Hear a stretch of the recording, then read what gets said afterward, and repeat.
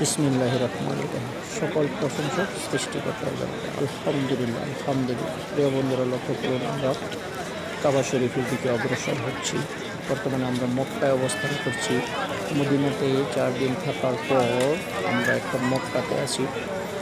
আমার ফ্যামিলি 15 দিনের ভিসা নিয়ে সৌদি আরব অবস্থান করছি। আমার সাথে আছে আমার মা এবং আমার ওয়াইফ। আলহামদুলিল্লাহ আলহামদুলিল্লাহ। এখন আমরা মক্কার দিকে অগ্রসর হচ্ছি উমরা হজ পালন করার জন্য। আমরা চেষ্টা করব যত সম্ভব 3টা বা 4টা 5টা উমরা করার জন্য। বিষয় হচ্ছে 15 দিনের বিষয় নিয়ে আসলে কিন্তু খুব একটা সময় পাওয়া যায় না। উমরা করে বিভিন্ন স্থান পরিদর্শন করতে হয়। সবচেয়ে ভালো যদি 1 মাসের বিষয় নিয়ে আসা যায় তাহলে। 1 মাসের বিষয় নিয়ে আসলে খরচটা অবশ্যই ডাবল হয়, হোটেল ভাড়া, খাওয়া দাওয়া সব নিয়ে।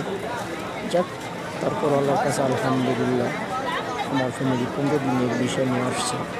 আমি তাদের সাথে মক্কা এবং মদিনাতে 15 দিনই থাকবো। 14 তারিখ রাত্রে তাদের ফ্লাইট।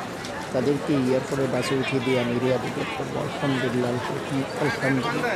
আমি মনে প্রাণে দোয়া করে আল্লাহ পাক বিশ্বের সকল মুসলমানকে একবার হলেও মক্কা মদিনাতে আসার সুযোগ দান করেন। আমিন আমিন।